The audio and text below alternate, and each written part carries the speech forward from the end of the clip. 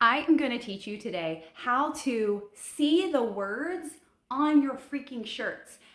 Nobody could read this backwards. So watch as I show you how to fix this on TikTok and Reels. So first let's start with TikTok, okay? So if you go to the effects on the bottom left-hand corner, you can see that I have it under my saved option. So if you go to the little flag, you can see that if you see the arrow to the right and the arrow to the left, and it should show up on the screen when I select it.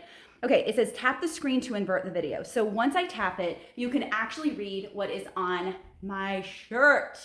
So stop having your logos, stop having your quotes, your sayings, all of those things on your shirt and not letting your audience read them. All right, let's check out Reels.